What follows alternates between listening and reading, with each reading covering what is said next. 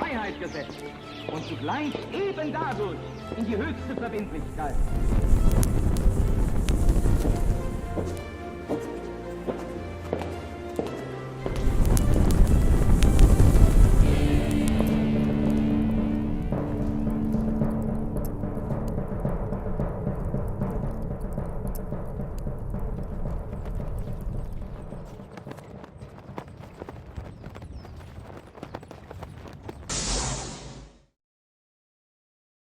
Sean todos ustedes muy pero muy bienvenidos a una nueva edición, a una nueva emisión de esto que se titula La Brújula. Lucas Carena les habla y digo edición esperando que algún día esto salga en vivo, es algo que venimos conversando con Pablo, y no sea una edición, sino que hagamos un streaming en vivo con la participación y el intercambio de todos ustedes. Pero bueno, es una meta que tenemos, no en lontananza, pero lo tenemos a futuro, no tan lejano, pero todavía no lo hemos podido concretar. Te doy la bienvenida, Pablo Davoli, ¿cómo estás? Lucas Carena, ¿cómo estás? Esto, viste que estamos un poco más lejos para el apretón de manos. Así es. Siempre pero bueno, más cómodos. Es que ya era un hábito, sí. Igual, siempre evolucionando en confort, ¿eh? Sí, totalmente. Conclusión TV. Muy buenas tardes a todos, o buenos días, buenas noches, lo que corresponda. Y desde ya, sí, siempre agradecidos con este segundo hogar que es este hogar para la brújula que es Conclusión TV. Sí, la verdad que sí. Yo bien, Pablo, acá estoy. Bien, pero estoy en una época. Eso es un montón. Hay un término que me gusta usarlo y nunca encuentro ocasión para usarlo, que es valetudinario. Estoy valetudinario. Es decir, me siento bien, pero ya con algunos achaques de la vejez. O sea, como cuando dependo de los lentes. Están asumidos. Claro. Es una forma elegante de decir que estoy un poco gaga, como cuando no encuentro los lentes de los que dependo para leer el prospecto de un medicamento, ¿no? Porque tengo un dolor producto del ejercicio, la actividad física. Fuera de eso, me siento en mi mejor momento. Que es algo manejable, que gracias es algo a Dios. Manejable, tal cual. Bien. Bueno, me alegro. Bueno, este programa, ustedes lo saben, se consagra a la Virgen 3 veces admirable de Schoenstatt, que es madre, que es reina, que es educadora. Siempre nos ponemos bajo el manto de protección y amparo de la Virgen y encomendamos, ¿no?, a su intercepción y a su intermediación esta empresa, esta campaña, esta misión. Gracias siempre a ustedes por los comentarios, por las devoluciones, por las críticas que nos permiten crecer y progresar, ¿no? Y si les gustan estos contenidos, suscríbanse al canal de Conclusión, al canal de La Brújula, pongan like, empujemos al algoritmo a repetir estos contenidos. Obliguémoslo. Y claro, y ayudémonos a llegar a más personas, ¿sí? Bueno, Pablo, presentamos, si te parece, ya un poco el tema para hoy. Hoy la Brújula se viene con todo. Más que nada porque vamos a abordar por primera vez algo que ha aparecido más de una oportunidad por ahí en algún comentario recóndito de todos los que aparecen y demás. Nosotros los leemos siempre que podemos, pero leemos los comentarios y las devoluciones referidos por primera vez a algo que circunda en la periferia de lo que es las teorías terraplanistas o teorías hoy tenidas por teorías conspirativas del dinonegacionismo y demás, pero antes de que quien está del otro lado deje de mirar el video, cambie de canal o nos echen acá de Conclusión, es decir, lo vamos a abordar el tema muy delicadamente al estilo de La Brújula, ¿no?, desde una perspectiva epistemológica, para llegar a la conclusión que con estas cuestiones no hay que alterarse ni enojarse, sino que tenemos que ser lo suficientemente prudentes, cultivar la virtud cardinal de la prudencia, para entender, ¿no?,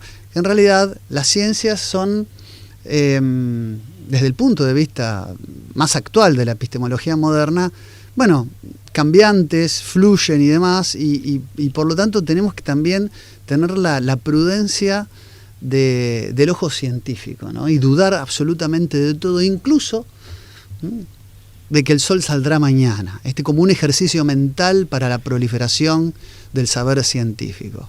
Así que hoy un poco en La Brújula vamos a abordar este tema desde la perspectiva de un teórico de origen austríaco, pero bueno, muy vinculado a las escuelas inglesas de pensamiento, que es Karl Raimund Popper, ¿sí? Así es.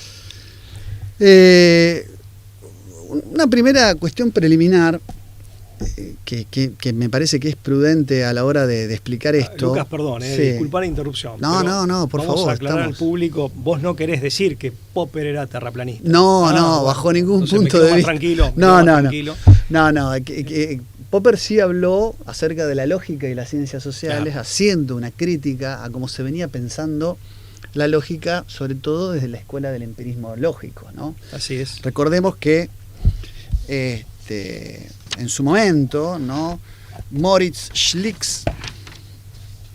fue un destacado filósofo nacido en Viena, pero proveniente de una familia alemana de Berlín, que estudió física en Heidelberg, y su contacto con Max Planck le permitieron alcanzar el título de profesor de la Universidad de Viena a partir de 1922, desde donde comenzó a organizar reuniones para tratar temas de ciencia y filosofía, inicialmente bajo el nombre de Sociedad Ernst-Mach, en honor al físico checo, y luego el Círculo de Viena, el famoso la escuela del positivismo lógico, del Así empirismo es. lógico, ¿no? Seguido por estudiosos del área de las ciencias, la lógica, la matemática, tales como Rudolf Carnap, Herbert Feigl, Kurt Gödel, el famoso teorema de la incompletitud de Gödel, Hans Hahn, Otto Neurath, Friedrich Waismann, Philipp Frank, entre otros, ¿no? Ross Rand, Gustav Bergman, el chino Te-Chia Jung y Richard Elder von Mises, hermano del famoso economista Ludwig von Mises. Así de la es, escuela de la austríaca. Escuela austríaca. Todos inspirados sobre todo en los aportes del lógico alemán Gottlob Frege, la relación lógica y lenguaje, del inglés Alfred North Whitehead y de Lord Bertrand Arthur William Russell, ¿no? Es un Personaje al sí, del que dedicado hemos hecho varios alusión. párrafos. Sí, sí. A quienes se consideran un poco los padres de la filosofía analítica y en cuyo entorno giraron por consiguiente y con posterioridad figuras significativas del siglo XX, ¿no? Ludwig Wittgenstein, sobre todo el del Tractatus, fue cercano a la escuela del empirismo lógico, y también economistas de la talla de Karl Menger y Ludwig Mises. Entiendo que el padre de la escuela, para ubicarlo, el padre de la escuela austríaca. Sin lugar a dudas. Es el ¿no? teórico que, tras la discusión con la escuela histórica económica Por la alemana, teoría del valor, básicamente. Principios de economía política. Efectivamente, lo que llamó la famosa Methodenstreit, el problema del método en ciencias económicas, en clara oposición a la escuela histórica alemana, sugiere Karl Menger la teoría subjetiva o la teoría del valor-utilidad, que es lo que da inicio a la escuela austríaca de economía. Así es. Claro, después vienen von Mises, Hayek. No, en ese orden, efectivamente. Pero ¿qué quiero decir? Sí, perdón, y el propio Popper, que en determinado momento de su periplo intelectual perteneció coquetea o estuvo revoloteando en esta escuela. Después se va, obviamente, ¿no? Después sí, va a ser un crítico, sí, bueno, y termina en el London School of Economics and Political Science, invitado por Hayek, justamente, en Londres, ¿no? O sea, cuando él termina, él se va exiliado un poco a Inglaterra. No, se va exiliado, efectivamente, porque él nace en una familia austríaca de origen judío. Entonces, con el ascenso del nacionalsocialismo, forma parte de los exiliados. Sí, así es. Bueno, un poco esta idea de la sociedad abierta y sus enemigos tiene que ver también con su derrotero histórico. Imagino, no sé en qué época se exilió, pero imagino que habrá sido, si él era austríaco, estaba en Viena, habrá sido con el Anschluss, o sea, cuando se unifican, Austria queda dentro del Tercer Reich. Efectivamente. Bueno, esta figura de Karl Popper va a ser emblemática para la historia de las ciencias sociales por muchas razones. Pero para eso, y a modo de introducción, para entender hoy cuál es la perspectiva, de lo que es la proposición popperiana en torno a las ciencias, el famoso modelo hipotético deductivo de las ciencias, me permito hacer un poquito de historia muy brevemente. ¿Vas a retroceder hasta? Claro, y un poco el Renacimiento. ¿De cuál de todos? El Renacimiento de las ciencias y las artes, Bien. que no es el carolingio, ni el Renacimiento del siglo XII, sino el Renacimiento, el que nace a la par y a la mano de la modernidad. Claro. Y que es el que normalmente se le llama Renacimiento a seca, como si fuera el único. Claro. Luis D'Aloisio llamaba un profesor nuevo, Sí. viejo, pero de nuestro. Pensé que iba a decir nuestro, sí. No, un profesor nuestro que tuvimos Así en es. su momento, hablaba del nuevo, ahí es donde el Furcio, el nuevo o el tercer renacimiento, para distinguirlo de los anteriores. Para que se sepa que no es el único, ¿no es cierto? Sí, aparte, a ver, ya que estamos, hacemos un Sí. paréntesis. Dijiste muy bien, estamos hablando del siglo IX, Claro. el carolingio, Claro. estamos hablando siglo XII, siglo Alcuino, XIII, XII, Escotoriuge. XIII. Sí, en realidad ahí ya estamos todavía en XII, efectivamente, y después el Renacimiento, digamos que no tiene límites bien definidos, pero que ubicamos a inicios de la modernidad, que para muchos es el último estertor del medioevo, ¿no? Sí, el último correcto. estertor cultural que le quedaba. Pero bueno, esa es una discusión más Efectivamente. profunda. Bueno, es verdad que la escolástica, que todavía tenía como su influencia, su peso específico,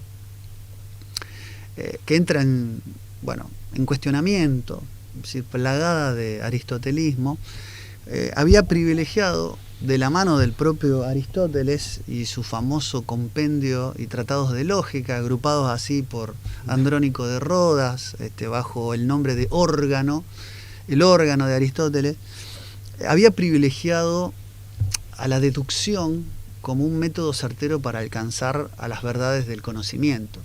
Precisamente porque el silogismo, ¿no?, sobre todo el modelo el modelo implicativo más clásico, que es el modus ponens, así es el latinismo con el que se lo suele llamar, partía de premisas generales conocidas para llegar a verdades particulares desconocidas. Así, digamos, la conclusión de un silogismo era una verdad necesaria que se desprendía de las premisas anteriores de manera necesaria, es decir, apodíctica, Claro. le llaman, como si fueran verdades matemáticas. La clave estaba en que la premisa fuera verdadera. Efectivamente. Pues, Si la yo- mera lógica ya te llevaba a una conclusión que forzosamente era Efectivamente, si vos sabes que todos los hombres Correcta. son mortales y que Sócrates es hombre, necesariamente llegás a la conclusión no acertórica, verificable a través del necesariamente verificable de la experiencia de que Sócrates también es mortal. No necesitas matar a Sócrates, no necesitas o esperar ver- a que muera. no Claro. no tenés que ver a Sócrates Para viviendo saber que- cicuta para claro. saber que Sócrates es mortal. Y estas verdades se imponían como certeras del mismo modo que el resultado de una operación matemática, ¿no? 5 y 7 igual a 12, ¿no? Es decir, es de tipo analítico, diría Kant, ¿no? Y estas verdades eran como las que imperaban y es a lo que aspiraba la escolástica, pero claro, los que hacen los primeros epistemólogos modernos empezaron a ver que este tipo de verdades no hacían evolucionar a la ciencia, es decir, le preocupaba cómo el desarrollo de la ciencia tenía un impulso hacia adelante y cuando vos partías de premisas ya conocidas y de tipo general y universal para ratificar verdades particulares desconocidas, era como que la ciencia no podía avanzar. Y es verdad que los escolásticos, los medievales, a veces caían en explicaciones de tipo tautológicas, muchas veces incurrían en tropiezos del estilo que, como lo explica muy bien el profesor Carpio, es decir, los medievales decían que el remedio cura porque tiene propiedad curativa, este tipo de pensamientos circulares que muchas veces no aportaban nada nuevo al conocimiento por una suerte de concepción conservadora del conocimiento. Sí, yo creo que no es un problema, a ver, el tema es delicado y es, digamos, bueno, no hay sí. unanimidad de Sí, criterios, sí, pero sí. creo que no es tanto un vicio, por así decir, atribuible al pensamiento aristotélico en sí, ni tampoco al pensamiento tomista en No, sí, tal vez a los excesos. sino a una suerte de interpretación rígida y de interpretación como congelada, por así decir, cristalizada de ese pensamiento. Aristotélico primero y escolástico, tomista después. O sea, creo que pone de manifiesto una suerte de pérdida de vitalidad intelectual en una escolástica tardía que se vuelve muy rígida y muy repetidora de sus propios grandes maestros que no habían quedado atrapados en esa rigidez. Esa es un poco la mirada que yo tengo y que he recogido de otros profesores, sí, ¿no? es correcto, de profesores es con correcto. los que me he formado. Creo que es correcta tu apreciación. Se trata de algunos vicios no atribuibles a las cuestiones profundas del Claro. método escolástico, sino que vicios atribuidos a la propia escuela que por no atreverse a cuestionar metodología. Sí, claro. Claro, ¿qué pasa en todos los ámbitos académicos? O que no ¿no? está a la altura, el discípulo que ya no está a la altura de su propio maestro, ¿no? Y que le toca salir a la cancha por una cuestión biológica, cronológica y generacional de ser maestro él. Y eso creo que lamentablemente sí ha pasado. Bueno, esto que decís yo creo que está debidamente representado en la expresión ad verecundiam del Magister Dixit. Es decir, cuando incluso no había allí que aportar o no se podía decir nada nuevo, bueno, lo dijo el maestro, sí. Lo dijo Aristóteles, que entonces el filósofo de esta gira era como la especie de tribunal que daba el último veredicto para resolución de un determinado problema científico, que cuando había más de una voz, bueno, si Aristóteles lo pensó así, debe ser lo que estaba bien. Que el argumento, aparte aplicado de esa manera, con esa contundencia, no deja de constituir una falacia, o mejor dicho, pasa a constituir una falacia. ¿No? La falacia de autoridad. ¿Sí? Bueno, llega la modernidad, ¿no? Ante esto, llega... Perdón, un paréntesis muy breve. En realidad un agregado, una postilla. Y el problema lo tenés también cuando son interpretaciones esquemáticas. Como por ejemplo hablamos de Platón, quien te dice, bueno, Platón, mundo de las ideas, mundo sensible, como si no tuvieran prácticamente conexión entre sí, como si fueran mundos separados completamente. Simplificaciones excesivas, esquematizaciones que son simplificaciones en definitiva, que a veces es más lo que confunden de lo que aclaran. Entonces eso también creo que se produjo ese fenómeno. Esquematizaciones a veces necesarias con fines pedagógicos. Eso sí, pero... Y con distintos niveles también de aprendizaje, de audiencia, pero que obviamente deprecian a veces y en exceso la riqueza de todo un corpus, pensamiento. Todo un corpus intelectual, nada menos que como el de Platón, ¿no? Sí, yo me acuerdo el que se quejaba mucho de eso en los programas Disenso, siempre recomendables, de Alberto Huela y Silvio Maresca. Sí, ambos, el maestro Huela, ¿no? Sí, sí. Bueno, aparece, ¿no?, el mundo moderno y quien va a poner un poco en este sentido el grito en el cielo es la figura de un noble inglés, Sir Francis Bacon. Otro polémico personaje, ¿no? Que fue hijo menor de Nicholas Bacon. Yo no sé si este dato lo tenías, que era nombrado guardián del gran sello, Lord Keeper, por la reina Isabel I. Vos sabés que el gran sello real, también conocido como gran sello del reino o gran sello del Reino Unido, antes del Acta de Unión de 1707, era el gran sello de Inglaterra, y luego hasta el Acta de Unión, hasta el año 1800, era el gran sello de Gran Bretaña. Es un sello que se utiliza para simbolizar la aprobación del soberano a los documentos importantes del Estado. Y este sello, ¿de quién era portador? El padre de Sir Francis Bacon. Así, para ver qué tan encumbrada como familia noble, digamos, totalmente estaba la familia Bacon en torno a Isabel I. Bueno, Francis Bacon llega a ser Lord Chancellor del Reino de Inglaterra. Chancellor. Y va a ser, digamos, el colaborador de él, va a ser otro sujeto no menos polémico, de hecho más polémico aún, que fue Thomas Hobbes, el autor de Leviatán. Efectivamente. Bueno, se respiraban en ese momento en Inglaterra los aires del empirismo naciente, es decir, estos ingleses ya eran portadores de una mirada crítica, muy antropocéntrica, ya que mencionaste a Hobbes, ¿no?, del mundo, incluso pesimista, sin duda, en muchos aspectos. Pero a Bacon era portador de una creencia que era el carácter eminentemente progresivo y expansivo del saber. Y ese carácter expansivo del saber, según él, ¿no?, obviamente, estaba de alguna manera, obstaculizado por el formalismo lógico, anquilosado en los métodos deductivos de los que acabamos de hablar. Entonces él consideraba que también producto de ese empirismo era también una de las consecuencias modernas de algo que no vamos a entrar ahora en detalle a hablar acá, pero que era del nominalismo. Es decir, en la filosofía el nominalismo establece esta idea de que los universales son construcciones del intelecto y no son realidades. Meros conceptos. Claro. Por eso algunos hablan de conceptualismo, algunos autores de lógica, en referencia a esta escuela. Y una de las consecuencias de ese nominalismo, de esa falta de características susceptibles de ser entendidas fuera de la intelección humana, los universales, Bacon va a decir que la ciencia no va a avanzar si no es partiendo de las cosas observables, que siempre son singulares. Es que nunca son no, universales. Claro, pero el problema es por qué poner en términos de contradicción. Bueno, digamos, dos pautas, en definitiva, dos pautas metodológicas. Claro. Y dos aserciones que son complementarias, pero bueno, sí, lógico. O sea, los griegos también partían de una observación de la singularidad, pero eso no les privaba encontrar la universalidad, ¿no? Yo creo que hay un problema del pensamiento moderno.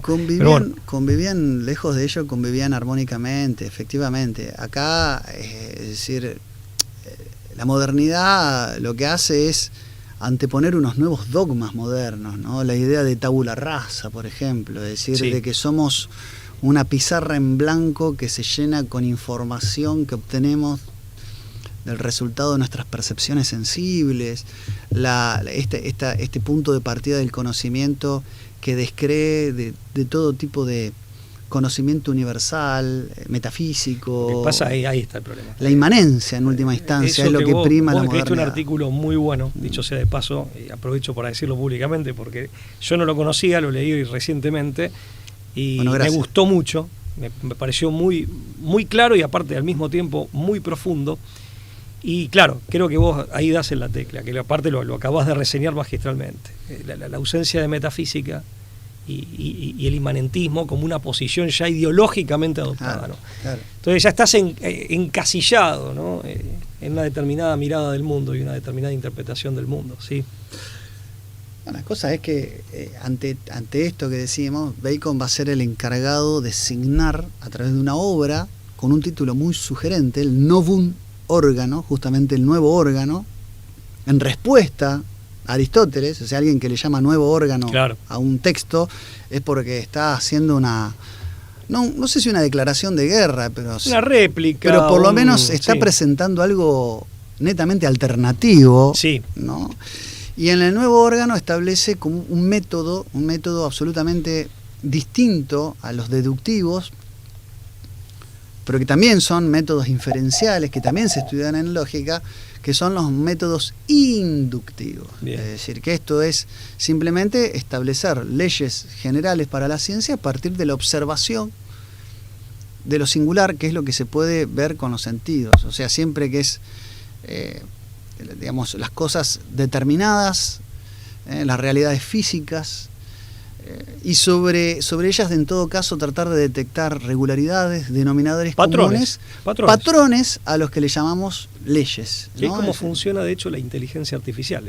Justamente es la crítica que le hace Chomsky a los procesos al procesamiento de información de la inteligencia artificial. Detección de patrones, obviamente con grandes volúmenes o en grandes volúmenes de información. Una cosa importante, lo de Bacon, 2 o 3 puntos, pero para terminar de caracterizar el pensamiento y el aporte del personaje. Desde ya que cuando él habla de ciencia siempre es más bien con una mirada reduccionista a ciencias físicas o ciencias naturales. Correcto. Y en ese sentido, esto también de que esa ciencia, en eso se adelanta el positivismo 3 siglos, que esa ciencia en definitiva puede terminar, progresa indefinidamente, también se adelanta el positivismo y esta expresión positivista del cientificismo del siglo XIX. Y hay algo que dice nuestro querido Aidan de Roussel, que con Bacon, si bien él todavía cada tanto habla de la creación como obra de Dios y demás, pero comienza esta idea de que Harari, ahora en plena posmodernidad, expresa muy bien de que la ciencia es para el poder, no para la verdad, ¿no? La idea de la ciencia como instrumento de dominación de la naturaleza, y esto lo señala, lo señaló Aidan de Roussel, lo señala Brady O'Babe aquí en Argentina, viene de Bacon. Es decir, que la ciencia es un instrumento de poder, más que una cuestión de, digamos, una herramienta para el conocimiento, por el conocimiento mismo y para finalmente contemplar la verdad en su sentido más amplio, que desborda los límites de la ciencia natural, ¿no? Y del conocimiento científico en general, ¿no? O sea, eso desde ya, la verdad como tal, solamente la metafísica puede, dentro de lo humanamente posible, puede captarla totalmente, ¿no? Sí, es así. No es así. Poco lo que se le puede achacar a Bacon, quiero decir. No, por supuesto. Yo creo que la semilla germinal de lo que son hoy las corrientes transhumanistas está presente en esta concepción, incluso antropológica. Sí, vigente, por aparte ¿no? él coqueteaba también en muchos de sus escritos, o sea, fantaseaba con esta idea de encontrar una fuente material, o sea, la naturaleza física para obtener la longevidad extrema o la eterna juventud y la inmortalidad. O sea, toda esta cuestión prometeica de la ciencia es casi está en Bacon. ¿Sí? Palingenésico, es casi, ¿no? Claro, si bien es verdad que él menciona a Dios, la alquimia, o la creación, la alquimia sobre el ser humano, ¿no? Sí, y está en la base aparte del pensamiento anglosajón moderno. Es muy de la época, sí, ¿no? él es como que determinó todo un rumbo, toda una manera de pensar que en ese ambiente. Bueno, acá volvemos a la escuela, cultivó. a la escuela del positivismo lógico en Viena, es decir, desde Bacon hasta el Círculo de Viena hay un trayecto que hace los modelos científicos que ponen o suponen la primacía del inductivismo como método válido para recoger evidencia empírica y corroborada luego con las leyes de la lógica. Por eso empirismo lógico. Claro. De ahí viene la palabra, de ahí viene esta conjunción del empirismo lógico, es decir, la fuente del conocimiento es la experiencia sensible y luego contrastar, ¿no?, esas leyes generales de acuerdo a disposiciones y reglas provistas por la lógica, que es por antonomasia la ciencia del conocimiento, ¿no? Sí. Y justamente en esta lógica aparece la figura disruptiva, y es lo que traté de expresar en ese artículo de Karl Popper. Porque él explícalo, si claro, para que yo te interrumpí. No, es decir, a ver, Karl Popper se va a dar cuenta que la inducción como método era un método endeble, justamente deficiente. Absolutamente deficiente, porque en el fondo no responde a la lógica. Es verdad que hubo un entusiasmo decimonónico con los aportes, sobre todo los resultados en materia de investigación policíaca y científica que, entre otros, llevaron adelante John Stuart Mill y los métodos del inductivismo, ¿no? Es decir, hay una serie de aportes que hace Stuart Mill utilizando la inducción para establecer, por ejemplo, métodos de investigación policial. Utilizó la inducción para establecer relaciones causales, por ejemplo, establece relaciones de concomitancia, relaciones de causalidad, relaciones de correspondencia, y métodos que lograron como efectos prácticos, que entusiasmaron a muchos científicos y también a muchos miembros por ahí que aplicaban estos métodos en investigación policíaca, investigativa, etc. A ver, indudablemente tiene, si bien relativo o parcial, pero tiene su valor y tiene su utilidad. Pero bueno, en términos, ya que vos mencionabas esto de la investigación policíaca y judicial, si se quiere en términos más jurídico-procesales, digamos que el método inductivo no hace certeza. No brinda certezas. No, es altamente probabilístico. Claro, es fuertemente indiciario, pero no hace plena prueba. Digámoslo así también en términos más jurídico-procesales. Efectivamente. Los métodos de concordancia, los métodos de diferencia, los métodos de variaciones concomitantes, los métodos combinados de concordancia y diferencia, son métodos muy, muy específicos que hicieron del inductivismo como una suerte de vedette a la hora de resolver problemas científicos. Por dar un ejemplo, es decir, si había varias personas que se intoxicaban, en medicina por ejemplo, varias personas intoxicadas, establecer qué habían ingerido todas esas personas y encontrar que hay una ingesta común a todas ellas, genera muy probable, pero no seguro, pero muy probable, que la ingesta de ese alimento común sea la causa de la intoxicación. O sea, hoy lo suscribe en parte a esto. Claro, lo que pasa es que el problema es darle a eso un valor absoluto. O sea, yo tenía un profesor de filosofía que decía, dudas razonables, ¿no? El doctor Amiel, con quien tuve el gusto finalmente, de Rubén Amiel, de dar clases después, de ser compañero de cátedra, y bueno, también un gran profesor, ¿no? Entonces él decía, dudas razonables. Bueno, yo digo, hablando por ejemplo cuando hay que hacer una acusación, o sea, muchas veces hay elementos indiciarios que en definitiva tornan, por ser meramente indiciarios, tornan irrazonable acusar con grado de certeza a alguien. Pero sí tornan, y esto cualquier juez penal sobre todo lo sabe, pero no tornan tornan razonable la sospecha. Tornan razonable la sospecha y determinar una línea de investigación, lo saben los fiscales también. Entonces, el problema es darle valor absoluto a lo que tiene un valor, pero un valor meramente indiciario, relativo, y por lo tanto, como decís vos, ya más para el campo científico, más que el judicial, probabilístico. ¿Sí? Claro. Sí, el problema también es que sea el único método que utilice. No, creo que también hay una como todo, y en los desvíos que tiene la ciencia, se hizo del inductivismo una suerte de método infalible, cuando de entrada establecemos, digamos, las verdades inductivas son altamente probables, pero no necesariamente probadas. Claro, efectivamente. Altamente probables, pero no necesariamente probadas. Esa es la diferencia, ¿eh?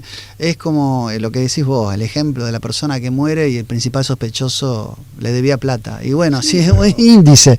A veces te dice, mira, esto que vos decías de los medicamentos puede pasar, y de hecho se hacen análisis así, mira, tal enfermedad se comenzó a expandir en la población a partir de tal... Claro. Hay una correlación, eso no significa que haya una causalidad probada. Exactamente. Pero sí amerita que la pongas la lupa ahí a ver. Es que la correlación es condición necesaria, pero no suficiente de la causalidad. Efectivamente, si no caes en una falacia. Exacto. La correlación, lo repetimos por las dudas, para que la correlación entre dos fenómenos, incluso que se suceden en el tiempo, es condición necesaria, más no suficiente para que haya causalidad entre ambos fenómenos. Entonces sería irrazonable afirmar que la causa está porque observé correlación, eso sería irrazonable la afirmación con grado que se pretende cierta, pero también es irrazonable pensar que ese dato de la correlación no me dice nada. Bueno, al menos provisoriamente, ¿no? O sea, no, por supuesto. Bueno, la cosa es que Popper con esto patea todos los tableros. Patea todos los tableros y lo hace de una manera, podemos decir, interesante. Sí. Porque, y le tengo que conceder, ¿no?, en ese libro, La lógica de las ciencias, le tengo que conceder que lo hace bastante bien, porque lo hace desde el propio paradigma, que tiene que ver un poco con el relativismo escéptico. ¿Qué es el relativismo escéptico? Él va a establecer de que justamente, como el científico tiene que dudar y no suponer, la ciencia nunca puede partir de la observación, sino partir de un problema. Y partir de un problema implica que todos los problemas de la ciencia tienen que tener un abordaje lógico, lo suficientemente convincente para que no se incurran en algo que vos acabás de mencionar, que son las falacias. Falas axis, que significa pensamiento erróneo. Claro. Y ahora vamos a poner el ejemplo de los terraplanistas, digamos, como un ejemplo hoy en boga, del que se está cada vez haciendo más eco la red social y que se habla incluso a veces como se toma en sorna. Pero tenemos que decir que Popper hace una crítica muy lapidaria al método inductivo, porque lo que establece es que yo puedo ver 1, 2, 3, 100, 1000 millones de casos particulares, pero el cisne rosa, por ejemplo. Vamos al ejemplo. Claro, normal, el famoso cisne, el cisne cisne negro. Claro, Esto es la teoría del cisne negro. Claro. Yo puedo ver 10, 100, 1000 cisnes blancos y establecer por ley general lo del flamenco, lo del flamenco rosa. Yo estoy confundiendo los colores con el pájaro, con el ave. El flamenco rosa también se utiliza como modo explicativo de esta falacia. Sí. El cisne, la teoría del cisne negro explica dentro del paradigma de la ciencia este relativismo escéptico, porque no importa la cantidad de casos que yo vea, que la ley, por ser ley, no admite excepciones. Es decir, si no sería una regla y no una ley. Entonces, la ley aplica para la universalidad de los casos. Con lo cual, la ecuación... Salvo, perdóname, Lucas, salvo que agotes el universo de esos entes particulares que estás analizando. Claro, ¿no? el y tema, tengas certeza de haberla agotado. El tema es que la ley, que se supone infinita, nunca sé qué cantidad de casos necesito para tener una muestra suficientemente representativa de ese universo que en principio desconozco para muchos fenómenos de la naturaleza. En muchos casos, pero en otros... en otros no, claro. Bueno, en otros no. O tener un sistema cerrado... Efectivamente, bueno. efectivamente. La realidad es que lo que estaba haciendo la ciencia, por lo menos hasta la época en que Popper hace estas aseveraciones, era coleccionar casos y tratar de, con esos casos particulares, ratificar la ley universal, es decir, reafirmar la ley universal. Y esto tiene un problema.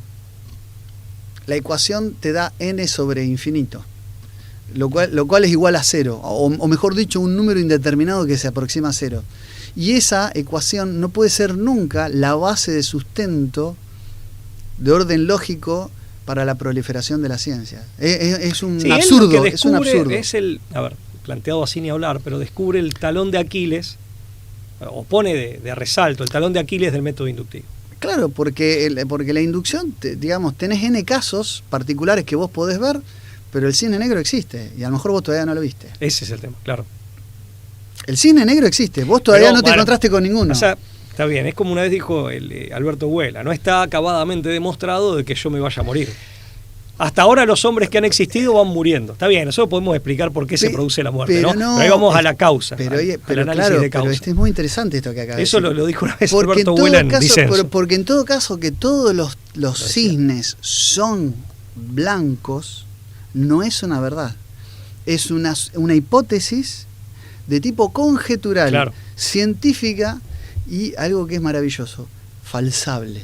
Bueno. Es decir, está sometida a que la evidencia empírica entonces la pueda refutar y someter. Lo que pasa es que, insisto, a falsación. Es que en el fondo es cierto, hablando porque quiero aclarar por el buen nombre de Huela, que es un gran filósofo. No, pero está muy Huela bien. Lo decía en Sorna, lo dijo de hecho al pasar, pero lo recordé por eso y lo traje a colación. Pero porque en definitiva, insisto, o sea, la inducción, como bien decías vos, en definitiva hace un análisis de casos y detecta patrones, pero no es un análisis de causalidad, ¿correcto? O per se no implica el descubrimiento de una causalidad. Podemos explicar por qué sí somos mortales, porque conocemos la causa de la muerte, qué nos hace morir, ¿correcto? Y conocemos cómo se presenta eso en cada ser vivo. Entonces, lo aclaro esto porque si no, porque claro, el maestro Huela lo dijo a modo No, por supuesto, pero pero a ver, redoblo está bárbaro lo que planteas, pero redoblo la apuesta. Sí. La muerte cerebral como consenso científico en el momento, no siempre fue igual. No, eso es cierto. Sí. Y durante mucho tiempo se consideraban otros factores como causales de muerte, y la idea de muerte cerebral no existía como la estudia la medicina moderna. Ciertamente hoy. Entonces, para determinar la muerte de alguien se utilizaban otras teorías, otros conceptos, muchas veces erróneos, ¿no? Si hoy uno camina... Nadie sostenía la inmortalidad de ningún hombre. Ahí está la diferencia. En todo caso, se podía discutir cómo, por qué y... Por supuesto, nunca nadie la sostuvo. Pero sí, es verdad que tiene su... Pero incluso allí, en que cuando decimos, sabemos la causa de la muerte, también podemos identificar momentos donde también no siempre fue en todo plano... No hubo claridad a veces, ¿no? No hubo claridad, claro. Eso es lo que voy. Sí. No, a ver, el tema es quedarse solo. Creo que el error que Popper pone de manifiesto, y él critica tanto, pero también es toda una corriente que se quedó solo con el inductivismo. Por eso es inductivista, o sea, se quedó solo con ese método. Claro. Y operaba solamente ahí. Entonces, Popper dice, bueno, era la base de todo lo demás. Entonces, Popper ahí advierte que sí, en eso sí claramente tiene razón. Es un método muy limitado y relativo en cuanto a los resultados que arroja. Segundo problema del inductivismo. Ese es uno. El otro problema del inductivismo es, en su aplicabilidad, el inductivismo es un método que resolvió determinadas cuestiones científicas. En un caso, en 2, en 3, en 4, en 10, en 20. Entonces, la inducción es efectiva para la ciencia en n casos, con lo cual establezco una ley general que dice el método más adecuado para la ciencia es la inducción. ¿Y cuál es el problema de esto? Es que se justifica inductivamente. Claro. Es inducción de inducción. Exactamente. Es inducción sobre la inducción. Entonces, la inducción termina validándose Así inductivamente. Otra cosa, dice Popper, muy delicada para establecer el recto método de una ciencia. Es un método que se explica a sí mismo y se valida por sus propios procedimientos. Sí. Con lo cual esto, no sé si es del todo válido. Es cuestionable cuanto menos. Cuestionable, sí. Sí, es sospechoso. Sí, aparte adolece de la misma debilidad que le criticás al método en sí. Bueno, efectivamente. Lo apliques a lo que lo apliques. Sí, a ver, está claro que es una crítica en gran medida pertinente y es inteligente. Como decís vos, como mínimo hay que decir que es muy interesante. Es una inducción inductiva y además con una base lógica muy endeble. Él lo que propone, en todo caso, es que las verdades de la ciencia son verdades hipotéticas que se sostienen en el tiempo con el fuerte consenso de una comunidad científica, por eso es un poco relativista, es relativista.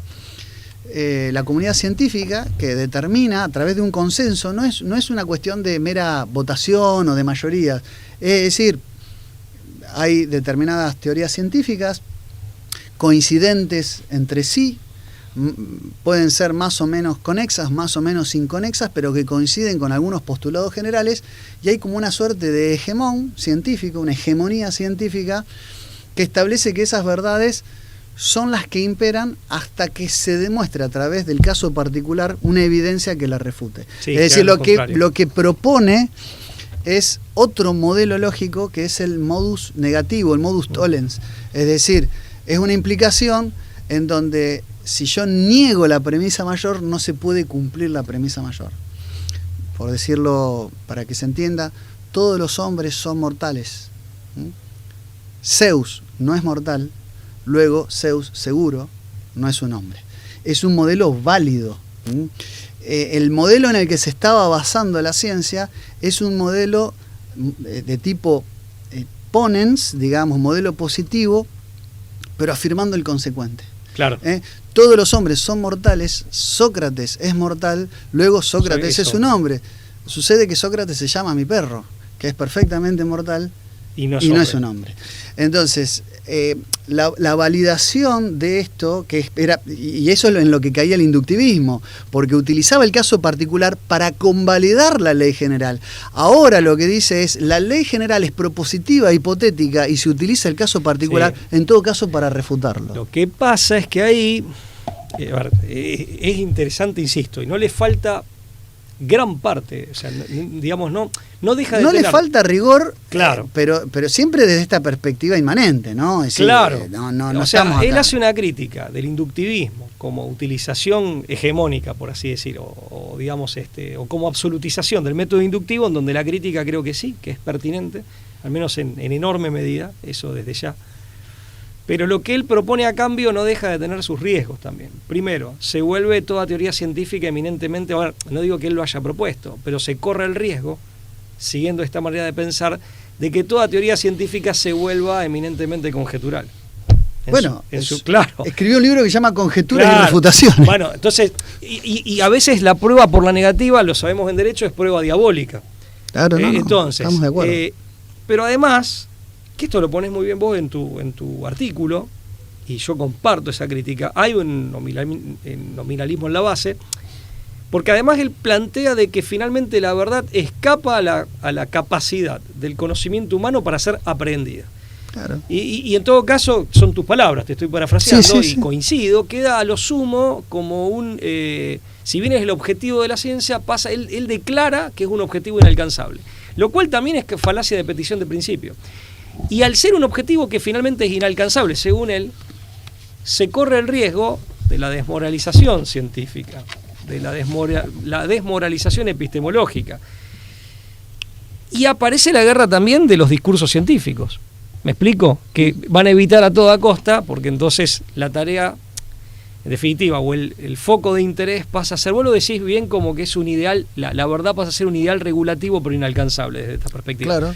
Bueno, eso, digamos, insisto, tiene mucho de falacia de petición de principio y además puede generar este efecto. Es decir, en definitiva, si la verdad finalmente es inalcanzable, ¿cuán regulativa puede ser? Hay una especie de utopismo en eso. Si es una utopía inalcanzable, ¿cuánto me puede llegar a guiar? Y en el fondo también, esto ya es más psicológico, ¿cuánto me puede llegar a entusiasmar y a importar?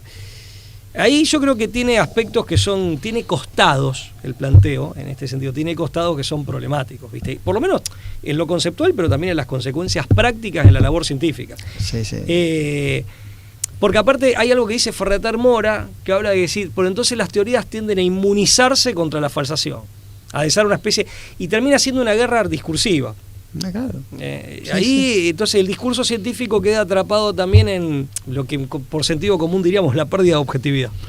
Pero bueno, esos son como seguramente detritos que él no habrá querido que suceda, ¿no? Por supuesto, por supuesto. La verdad tiene simplemente una función, como bien decís, reguladora, es una suerte de guía, es una suerte de meta que no se puede alcanzar, pero es una suerte de impulso vital para la ciencia, sí, pero a la que nunca se llega. Es decir, ¿cuánto te puede guiar así eso? No, por supuesto, es muy endeble.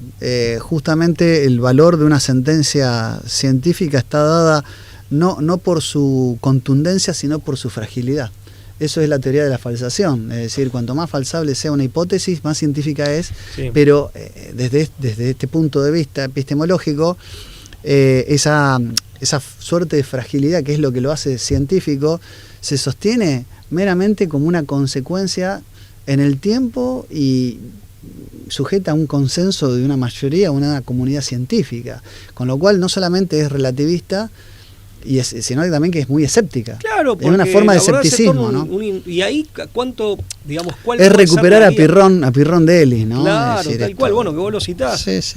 Creo que por ese lado sí es problemático, insisto, sin perjuicio de la pertinencia. Y aparte, ojo, la falsación sí, si se quiere, como método, uh-huh, o como herramienta, sí creo que es muy útil. Que creo que un poco apuntabas vos a eso cuando hablabas, decir, voy a hablar de terraplanismo. Decir, no, yo ahí a lo que es digo, interesante como una herramienta como para no dejar en el tintero, yo lo que veo es que cuando aparece una teoría como la Tierra plana, lo que no hay que enojarse es porque en el fondo es una comunidad de personas, o sea, que ante una hipótesis nula están sugiriendo una hipótesis alternativa, nada más. Es decir, ¿qué es esto de la hipótesis nula? Si uno hace alguna vez un trabajo de aleatorización, ¿no?, estadística, siempre vos vas a tener un cúmulo de datos que afirman o reafirman una hipótesis nula, que es digamos, la estándar. No la hipótesis alternativa. Lo que en todo caso están haciendo los terraplanistas o los dino-negacionistas y demás, son ejemplos que son ejemplos de no Q, es decir, de buscar evidencias que rompan o que pongan en crisis el paradigma vigente. Es decir, esto me remite también mucho a los postulados de Thomas Kuhn, ¿no? De que en un estado de ciencia normal es una cosa, pero muchas veces las anomalías que se producen, el paradigma trata de explicarlos desde el paradigma vigente. Ahora, esas anomalías, si no se pueden resolver, pueden llegar a entrar en determinado momento, a hacer colapsar el paradigma y ponerlo en una situación de crisis, para dar lugar a una revolución científica, la famosa revolución científica, y esas revoluciones científicas lo que hacen es dejar obsoleto el paradigma vetusto, proponer otro paradigma con otras categorías analíticas, con otra terminología incluso, y hace a este nuevo paradigma, al decir de Kuhn, inconmensurable respecto del anterior. Es decir, que ni siquiera se pueden comparar, sí, porque esa inconmensurabilidad hace que ya las cosas no se explican de la misma manera, sino que se explican desde otro lugar. Con lo cual, nosotros no podemos también caer en la necesidad de que hay una evolución, no de la verdad como algo cambiante que evoluciona, sino que hay una evolución en nuestra concepción y en nuestra finitud. Eso sí. A la hora de abordar la verdad. Eso sí. ¿No? Por eso te digo, para hacer todo lo que vos decías recién, todo eso que vos decías recién, que a veces es muy sano que pase, no es necesario negar la capacidad del hombre para conocer la verdad. Claro, lo que quiero ni decir eso per se la niega, o sea, digamos, en todo caso, bueno, hay que refutar la teoría de la Tierra plana, o si querés enojarte con la Tierra plana, pero no te enojes con los terraplanistas, o sea, no lo veo como una cosa... No, eso sería dominem, eso desde ya que... No, y sí quiero rescatar, como para subrayarlo, primero sí, desde ya, el enojo te diría que es una reacción emocional que acá no tiene nada que hacer, primero, o sea, si bien es cierto que las emociones nos acompañan, pero bueno, la razón debe regir, ¿no? La por estructura supuesto, psíquica y nuestras actitudes y pensamientos, obviamente, son un producto de la razón y nuestra conducta. Pero dicho esto, sí, más allá de descartar lo que es ad hominem, porque de hecho es socialmente muy negativo, éticamente reprobable en principio, y epistemológicamente no deja de constituir una falacia, o sea, es un problema, pero y problema en el peor sentido, pero lo que digo es la necesidad sí de escuchar todo y en todo caso tomarse el trabajo de refutar, que creo que es a lo que vos apuntabas, y en ese sentido sí coincido plenamente, por eso te dije, lo del falsacionismo es interesante como herramienta, y justamente decir, no, yo no descarto a priori nada. Entonces, te escucho tu teoría o tu posición respecto a un tema, y en todo caso, desde los conocimientos que yo tenga al respecto y los razonamientos, eso es lo que hay que hacer. Argumento, o sea a favor o en contra, pero no el descarte ilímine, lo que sería el rechazo preliminar o a priorístico, porque eso sí es una actitud que tampoco es aceptable. No es científica, no es científico, claro, eso sí. Pero bueno, para reivindicar esto, digo, no es necesario caer en el relativismo escéptico. No. De hecho, yo termino haciendo algunas críticas. Y lo del consenso científico puede ser peligroso en las aplicaciones por que supuesto, tiene. Porque a veces la verdad la tiene el disidente, ¿no? Pero... Por supuesto, me permito de hecho hacer algunas críticas a eso, ¿no? El problema del falsacionismo en Popper no es el realismo, del cual él se dice portador, en una conferencia del año 65, es el nominalismo, ¿no? Esta idea de negar la posibilidad de los universales. La tensión popperiana no es entre idea y realidad, sino entre universalidad y particularidad. Es decir, no se puede entender en el fondo lo universal como algo real desde el punto de vista como le pasó a los que problematizaron en torno al nominalismo. Popper rompe con el empirismo de la inducción a través de un retorno a la lógica, pero no con el nominalismo, el cual termina profundizando aún más, y el inmanentismo que también sigue vigente en Popper. En Conocimiento Objetivo, un enfoque evolucionista, obra esta de Popper, Popper pretende un realismo del sentido común y una búsqueda activa del conocimiento, pero el desarrollo metodológico popperiano imposibilita llegar a establecer cualquier universalismo en lo que redunda la verdad en términos categóricos y con mayúscula. Si la verdad no es universal, jamás podrá escribirse con mayúsculas y en singular. Hay verdades con minúscula y en plural. Era la postura Primer de crítica. Segunda crítica. Tomás de Aquino, en De Veritate, entiende que la verdad, entre otras cosas, es una adecuación entre la cosa y el entendimiento. Hay una relación, un diálogo entre lo que podemos inteligir y una realidad que está ahí afuera, ¿no? En este sentido es aristotélico, desde luego. Pero el modelo hipotético deductivo no tiende a hacer de las verdades científicas realidades sólidas, sino por el contrario, hipótesis frágiles, conjeturas frágiles. Es precisamente en esa fragilidad en la que radica su cientificidad, con el esquema de Popper. Esta postura es, por ello, necesariamente escéptica a través de un racionalismo deconstructivo, puesto que no hay conocimientos adquiribles, sino hipótesis contrastables. No hay, repito, conocimientos adquiribles, sino hipótesis contrastables. ¿Se entiende la diferencia, no? La ciencia se transforma en una caudalosa competencia propositiva de teorías conjeturales dispuestas a ganar aceptación y ejercer su hegemonía. Es como una especie de libre competencia entre teorías, propia del liberalismo, para ganar el lugar hegemónico de la comunidad científica. Eso es lo que te faltaba mencionar, la relación con el liberalismo, de esta epistemología. No, bueno, ahí está, en el fondo establece esta relación. Tercera crítica, la postura de Popper, que sigue atacando a los universales, deriva en un ataque a la universalidad del método, y por lo tanto constituye la antesala de algo que viene después de las obras de Popper, que se llama anarquismo epistemológico, cuyo,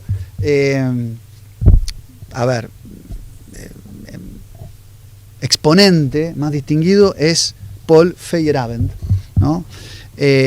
O también el historicismo dialéctico de Thomas Kuhn, algo de esto hay. Y también hay un trabajo que combina falsacionismo con enfoque histórico de Imre Lakatos, también famoso epistemólogo. ¿Qué pasa con el anarquismo epistemológico? Lo que te lleva indefectiblemente esta desjerarquización de la verdad, que tiene una función solamente reguladora, o la verdad con una función de supervisión de los métodos de la ciencia, pone en jaque, como vos decías, tarde o temprano, la propia legitimidad de una ciencia sin jerarquías metodológicas. Con lo cual, dice Feyerabend, a lo sumo podemos hablar de saberes, pero no podemos hablar más. Es decir, se rompe esa distinción entre doxa y episteme. Claro. Es lo que hace Feyerabend, pero es una consecuencia directa de esto que vos anticipabas al principio del programa. Sin metafísica y sin filosofía más ampliamente, pero filosofía auténtica, quedó la episteme y finalmente se deshace. Termina, digamos, sucumbiendo a su propio peso.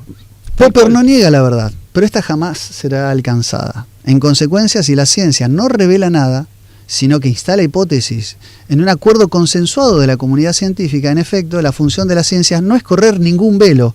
Ya no hay una ciencia que revela.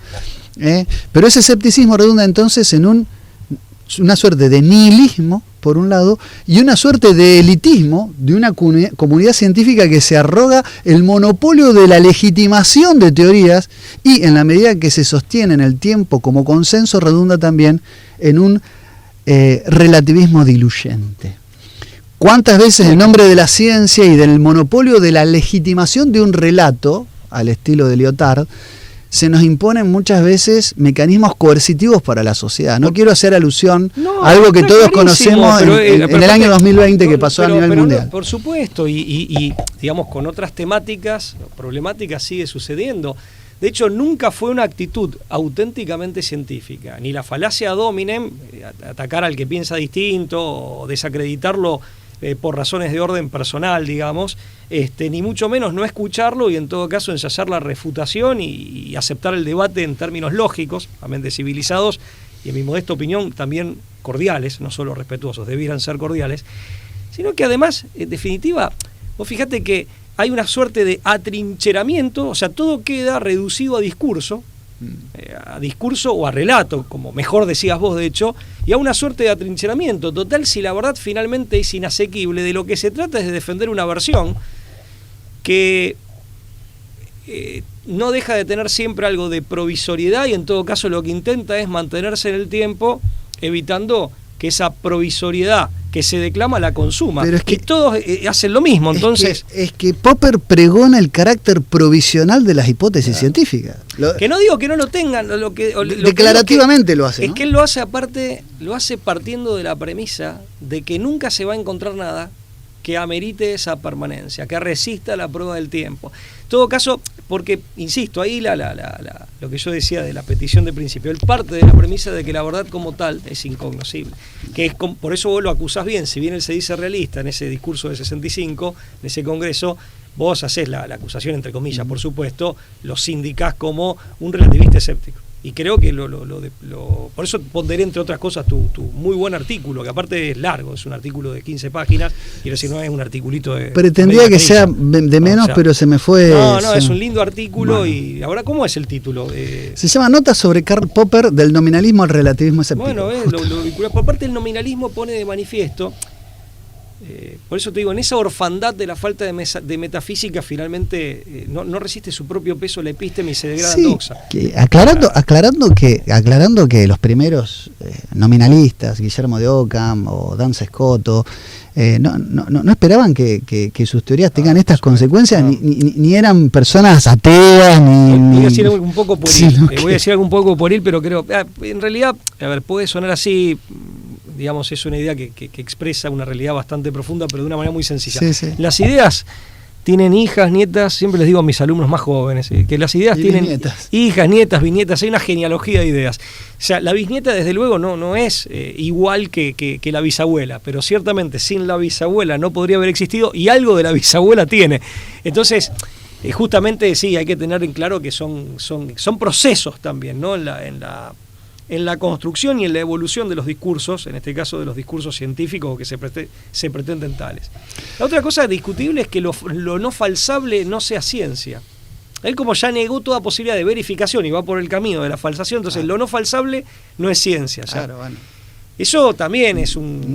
Las verdades teológicas o ciertas verdades de la revelación, al no ser falsables, quedan fuera en todo plano de cualquier discursividad científica. Claro, pero bueno, cierro con esto que parte de una vez sí, nos estamos quedando sin tiempo. Vuela, porque aparte un auténtico filósofo nunca se siente dueño de la verdad, nunca se la apropia, porque justamente sabe que tiene esa suerte de modestia y de realista, de muy realista prudencia, sabiendo que la posibilidad de error el ser humano siempre la tiene. Claro. Y en este sentido, insisto, lo de la falsabilidad, digamos, la mecánica de la falsación, es un método, es una herramienta interesante, pero de ahí asumir todo el paquete ideológico que Popper, que aparte él ofrece.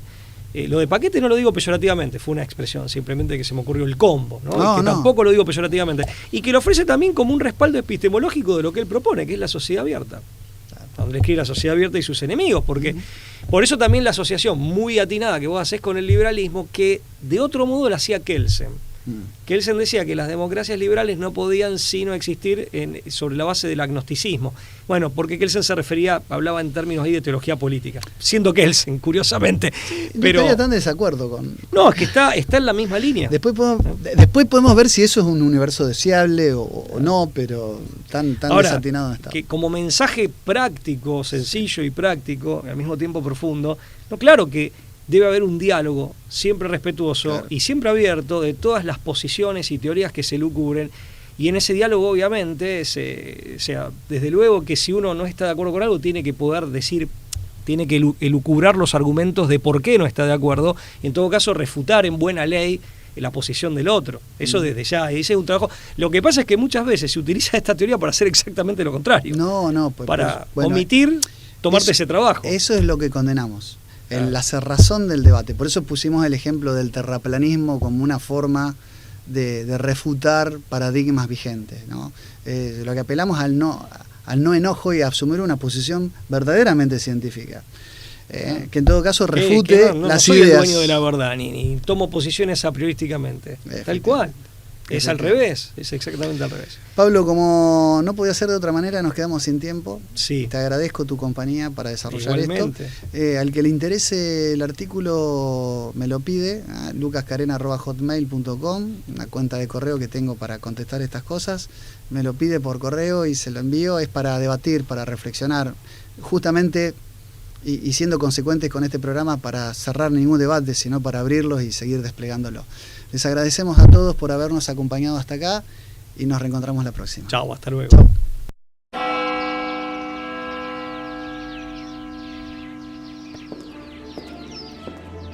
Freiheitsgesetz und zugleich eben dadurch in die höchste Verbindlichkeit.